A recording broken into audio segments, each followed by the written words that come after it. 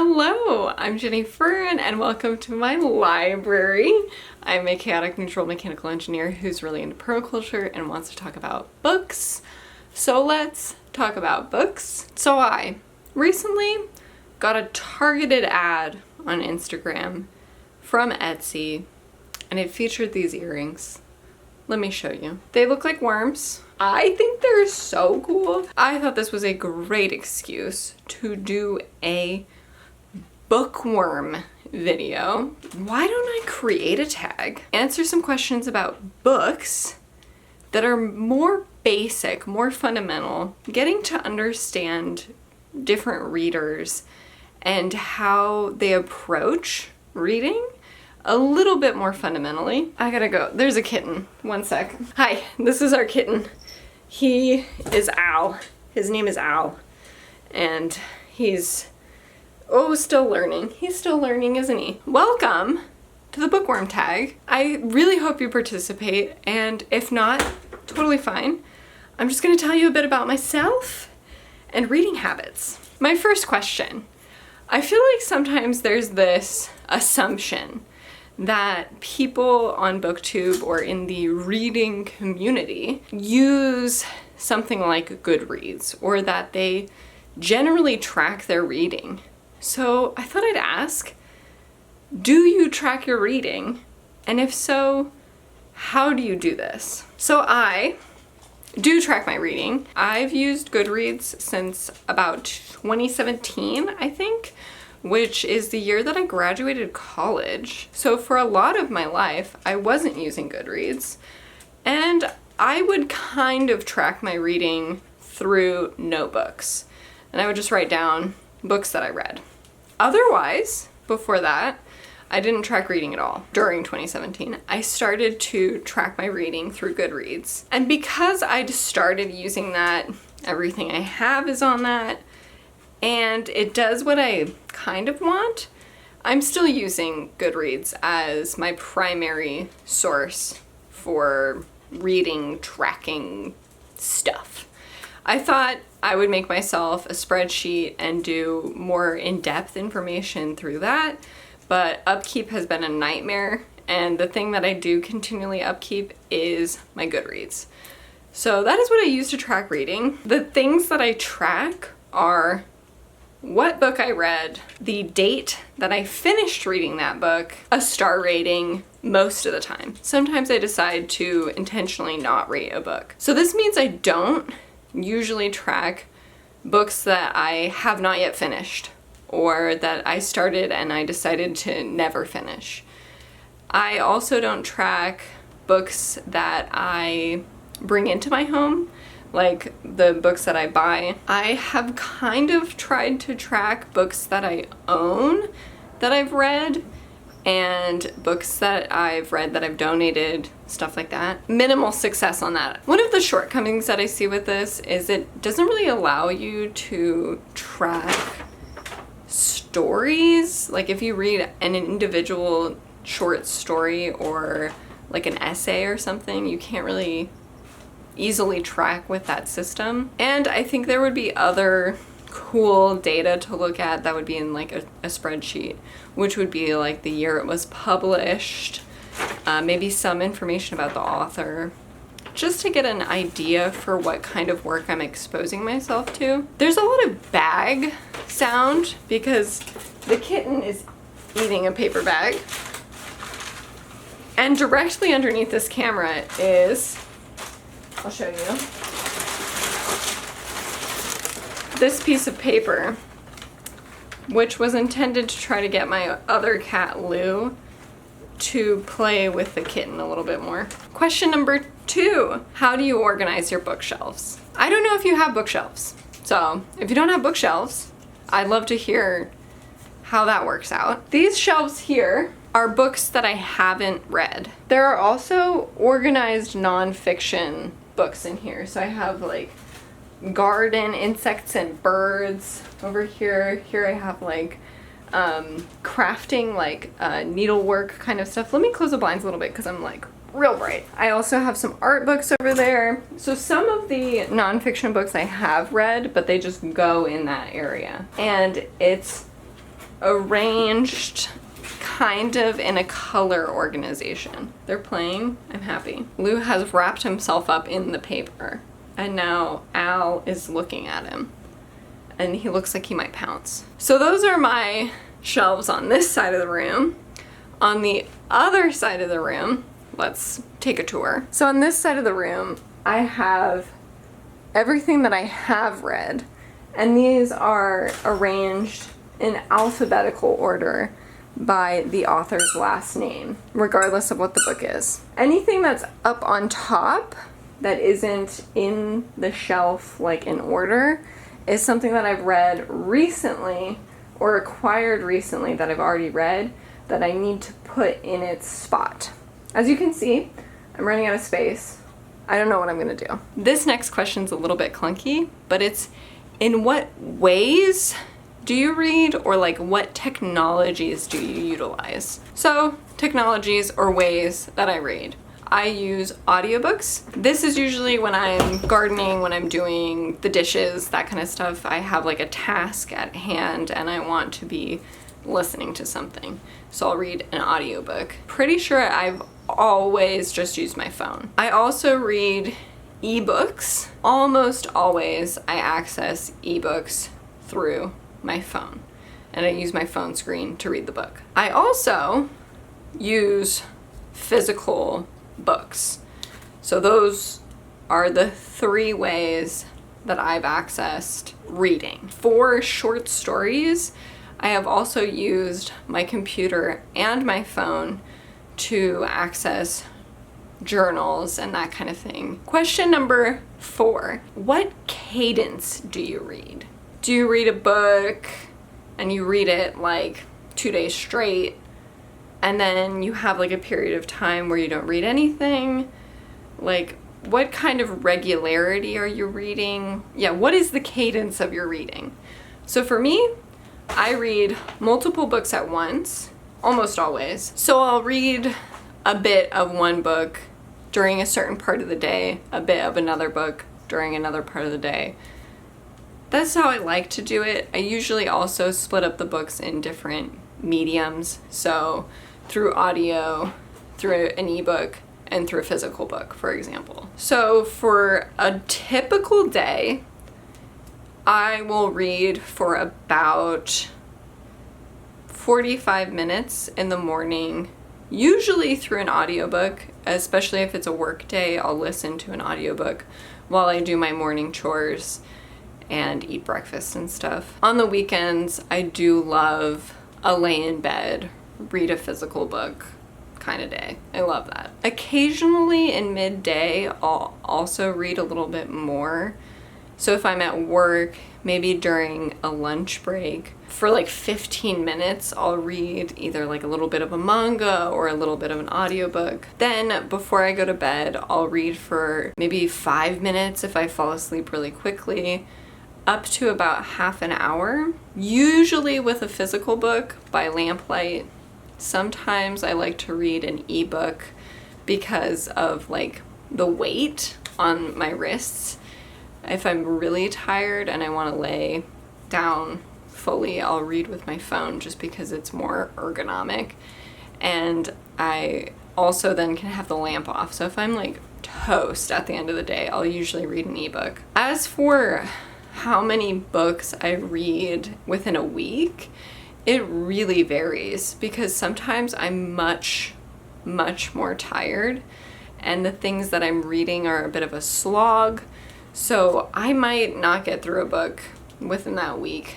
Other times I'll read like 3 books during the weekend, and during the work week I'll read like 2 more. So it can really vary the pace at which I'm finishing reading books. Question number 5 is, which genres are you most drawn to? This is a little tough for me because I do read very broadly, but there are some things that I have no interest in and I just don't touch. Generally, what I read: fiction, literary fiction, science fiction, middle grade fantasy sometimes. I do enjoy middle grade.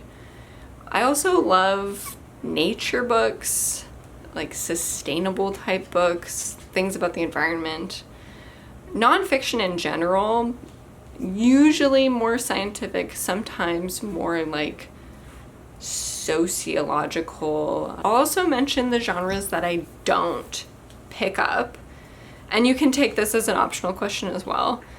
I don't pick up romance really at all. I don't typically pick up young adult anymore. Big fantasy, although I did read The Name of the Wind and I really enjoyed it, but it's not super typical for me. I sometimes read memoirs, but not super frequently. And I also don't tend to read historical fiction. I don't tend to read thrillers.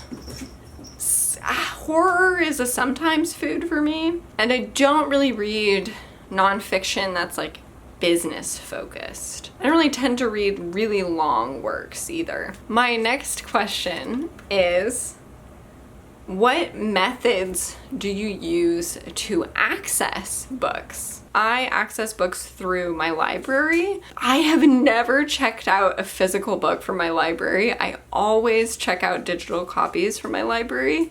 So that's either audiobooks or ebooks. Those almost always come from my library. I also access books from my shelves here, and these are books that I've just had for a long time. Sometimes I buy books at thrift stores. I love buying books from thrift stores, but I can't do that all the time because I can't read books that quickly. And I do read a lot of library books, so I just can't keep up with the books that I actually buy. I have something that's like a little bit of a dirty secret. This is gonna be like the Amazon portion, besides the Goodreads element. There are a few things that I use to access books that are Amazon related. And I know I'm so interested in permaculture, but this is one thing where it's just been a little bit challenging for me to work around, and I'm ending up using the most convenient option for me, which is using Amazon products. My husband has an Audible membership, and so I will use his credits sometimes to access books that aren't offered through my library. I did also for a period of time have the Kindle Unlimited subscription, but I found that it wasn't really worth it because so many things I can just access from the library. I just wasn't using it very much. There was a manga that I was accessing through Kindle Unlimited, but it didn't have the entire series, so it wasn't really worth it. I also purchase used books using Amazon. Usually they're being sold from like some Goodwill somewhere or like thrift books or something like that, but I buy them through Amazon.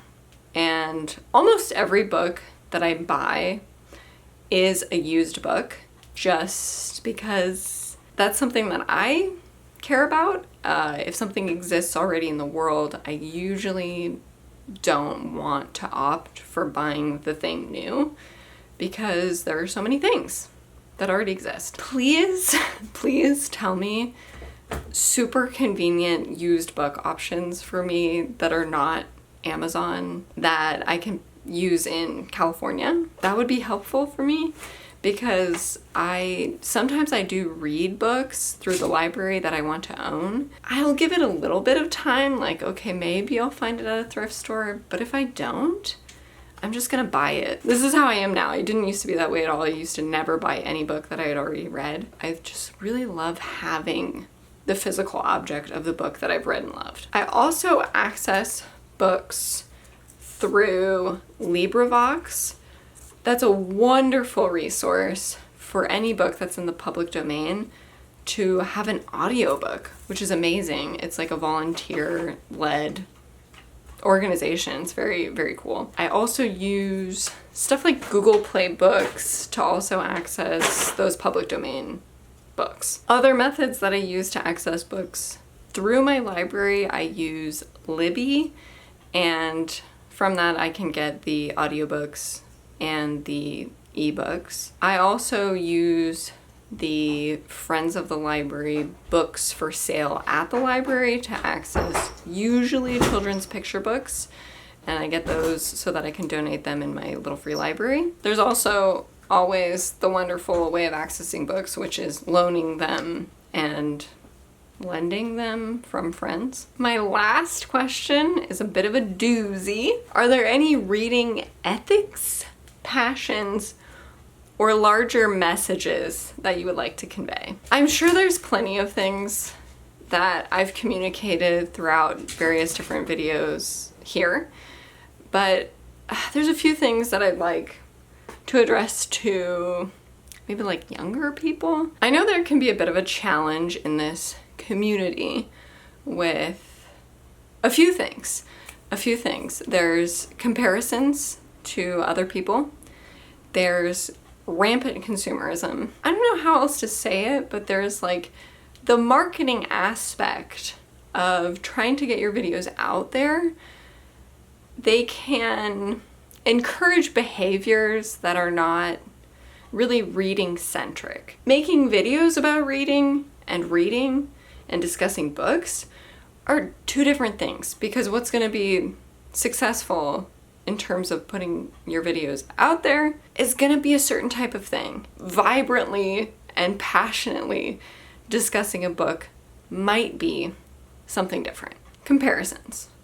It can be super easy to have a competitive mindset or to have a kind of toxic relationship with various people that you watch their reading videos. I would encourage people in general to really try to focus on themselves and not the comparison aspect.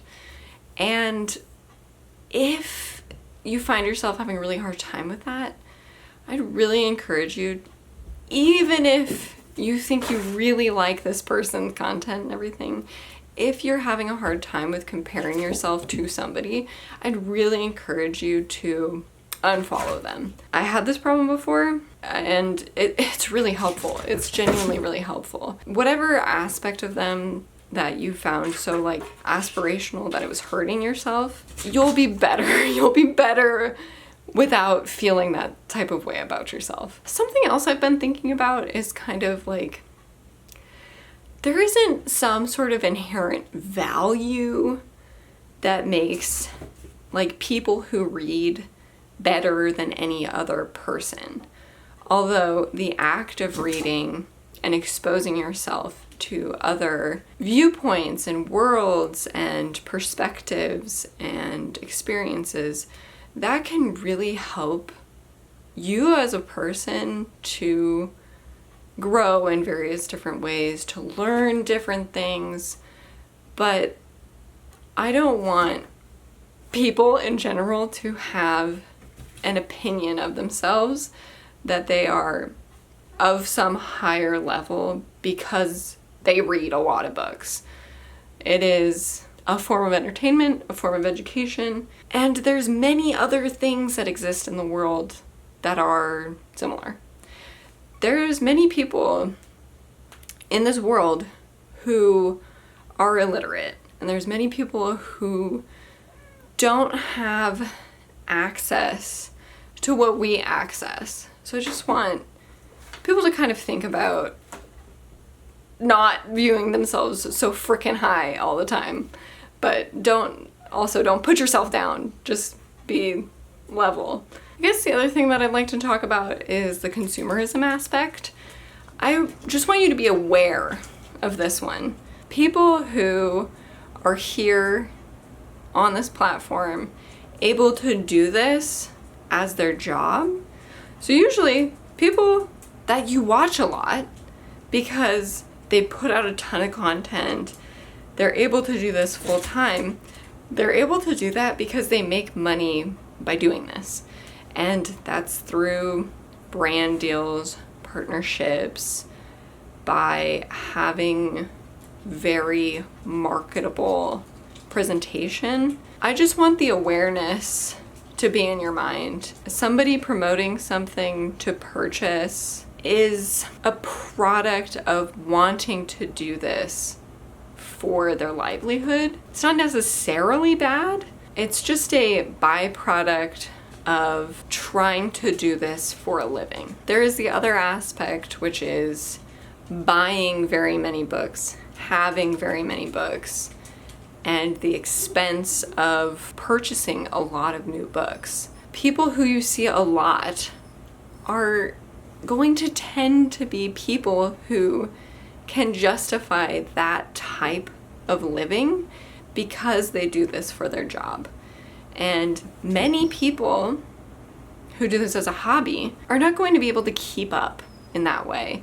And I don't think that they should. I've allowed myself to buy way more books than I had in the past because it really brings me so much joy to be able to hold these works that I have read and loved, and also to have the potential works available to me to select, to look at, to think about reading.